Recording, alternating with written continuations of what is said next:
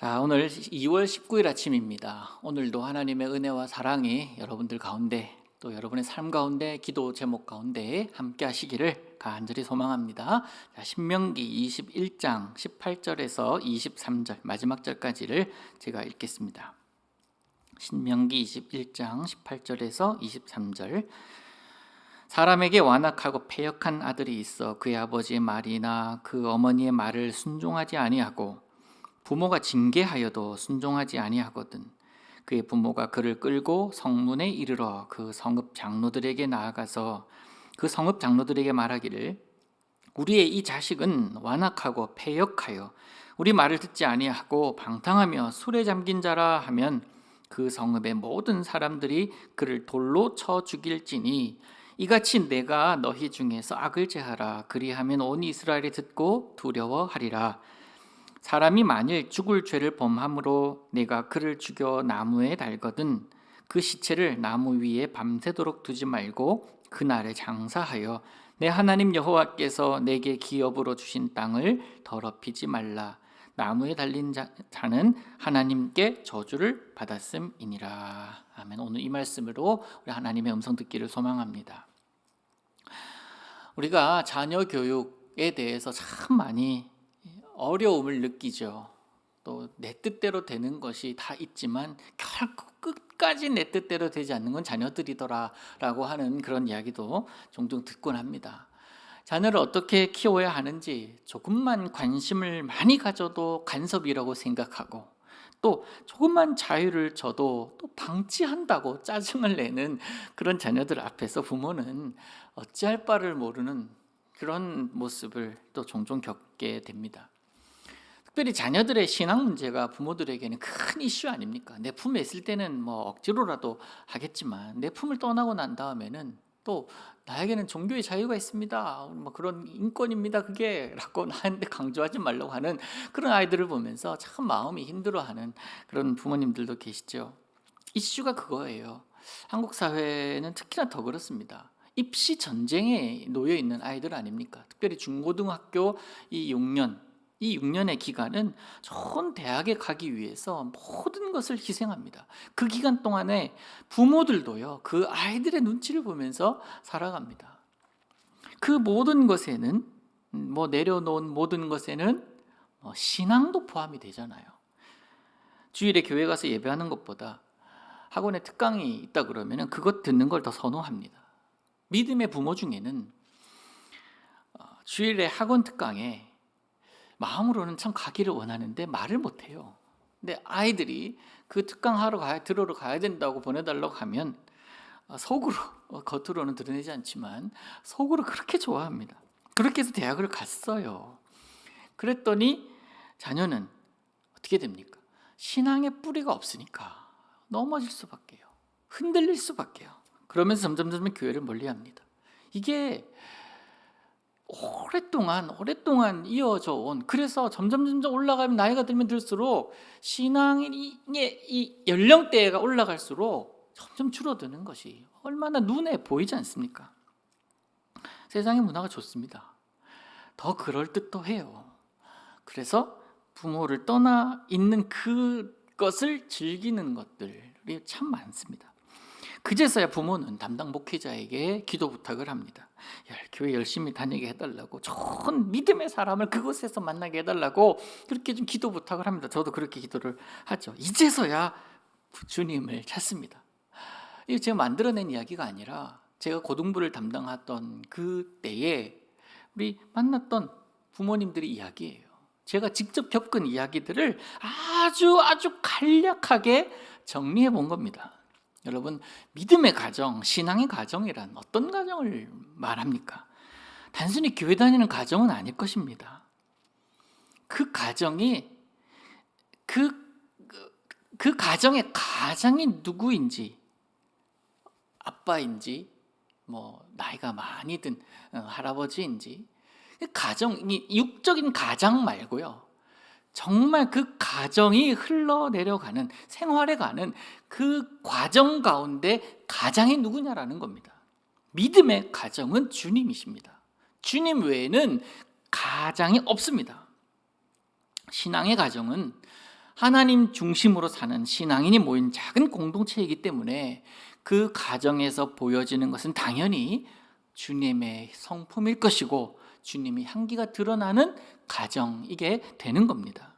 부모가 자녀를 주의 사랑으로 대하고 자녀는 부모를 대할 때 존경의 마음으로 합니다.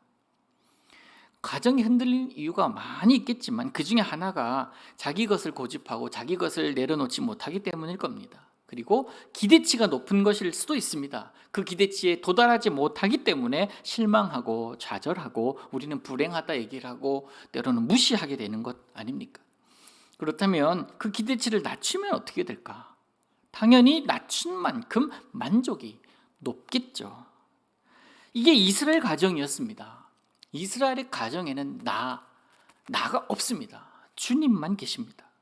철저하게 주님 중심으로, 말씀 중심으로 살아갑니다. 부모들은 그 말씀에 입각하여 자녀들을 가르치고 그 말씀에 입각하여 가르치며 보여주는 부모를 바라보면서 자녀들은 자라나게 됩니다.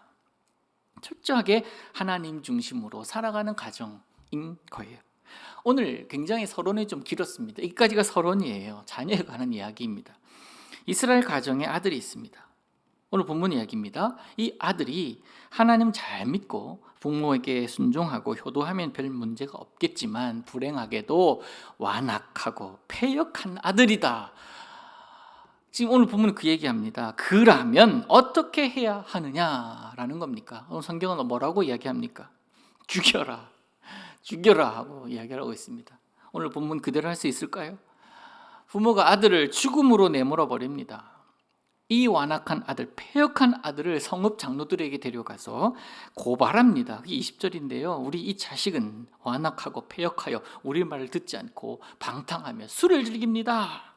술에 잠겨 있습니다 라고 하면 그 얘기를 듣는 사람들, 21절에 모든 사람들이, 성읍의 사람들이 돌을 들어서 던져버리는 거예요.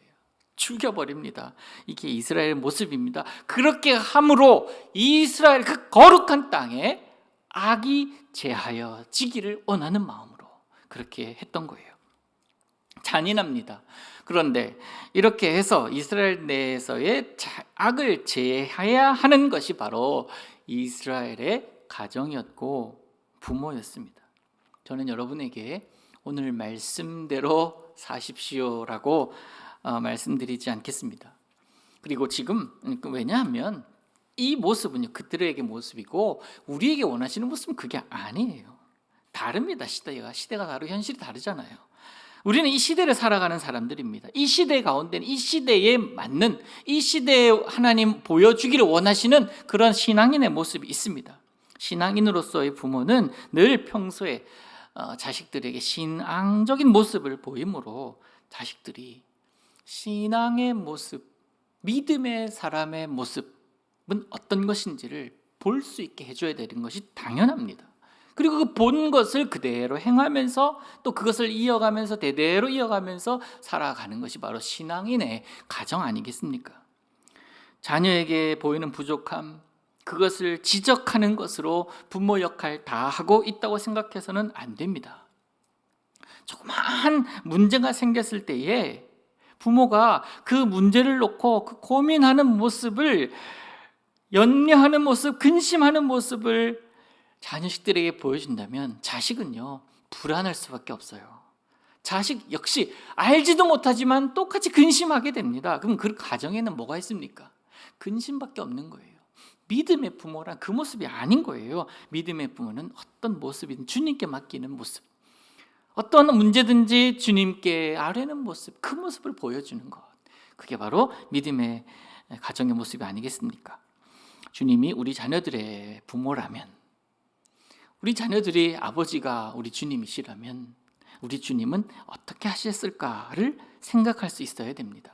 그들에게 이 상황에서 어떤 모습을 보여줘야 할지를 고민하는 것, 문제 해결이 아니라 주님께 맡기는 모습을 보여주었을 때 주님께서 친히 우리 가정을 인도하고 계신다라는 것을 말하지 않아도 보여줄 수 있는 믿음의 부모들 되시기를 우리 주님 이름으로 축복합니다.